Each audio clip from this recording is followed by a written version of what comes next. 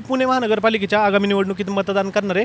मतदारांना काय आव्हान करशील तू? एक इन्फ्लुएन्सर आहे, तू सध्या सोशल मीडियावर धुमाकूळ घालतोय. पुणे लोकच्या माध्यमातून काय सांगशील मतदारांना? मतदारांना मी हेच सांगेल की तुम्ही कुंभकर्णासारखे झोपलेले आहात, जागे व्हा. परत दुसऱ्याला तर तुम्ही जर आज मतदान नाही केलं तर तुम्हाला 5 वर्ष कोणालाही बोलण्याचा अधिकार नाही आहे की बाबा ह्यो काम करत नाही, नुसता येतो किंवा काय मतदान करून काय उपयोग आहे.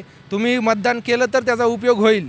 आणि जर तुम्ही घरात बसून फक्त नावं ठेवत राहिला तर हे असंच चालत राहील. आत्तापर्यंत आपले 75 वर्ष झालं देश आझाद म्हणजे स्वातंत्र्य भेटून, पण त्या 75 वर्षामध्ये आपण अजून पण रस्ता, पाणी, शाळा, कॉलेज, शिक्षण ह्याच्यात पडलेलो आहे. अजून पण पुणे युनिव्हर्सिटीमध्ये पेपर चेकिंग ह्याच्यामध्ये घोटाळे होतात. पुणे एज्युकेशनमध्ये भरपूर प्रॉब्लेम आहेत की जे एज्युकेशन सिस्टीम जे एज्युकेशन देतं आहे त्या एज्युकेशनचा आपल्या म्हणजे जे बाहेर पडल्यानंतर त्याचा उपयोग काहीच नाही होते.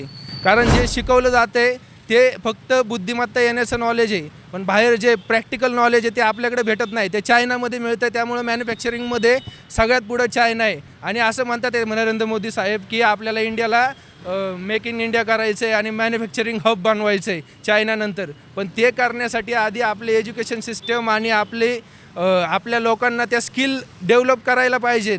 त्याची सुरुवातच नाही होते. उमेदवार निवडताना लोकांना काय आव्हान करशील की काय क्वालिटी पाहते उमेदवारामध्ये त्याचं एज्युकेशन बघा. तो माणूस किती प्रामाणिकपणे काम करतो आहे. त्यांनी 50% जरी तुमच्या विचारांनुसार काम केलं तरी त्याला मतदान करा. कारण आत्ता मी जे बघतो आहे त्यामध्ये फक्त लोक येतात महिनाभरासाठी आणि गायब होतात 5 वर्ष. आम्ही ह्या निवडणुकीच्या नंतरसुद्धा कॅम्पेन करणार आहे की बाबा नगरसेवकांनी जागरूक राहिलं पाहिजे की मी आता निवडणूक झाली, आता मी झोपतो, 5 वर्षांनी भेटू, अशा टाईपमध्ये आम्ही करणार आहेत.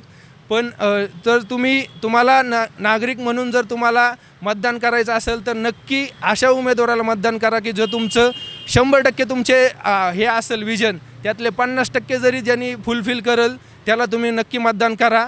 आणि ज्याचं शिक्षण बघा, तो माणूस काम करतो आहे का, लोकांसोबत कशा प्रकारे काम करतो आहे का, नुसतं सांगून पैसे घेऊन ह्याचं त्याचं नाही करतो आहे, हे नक्की चेक करा.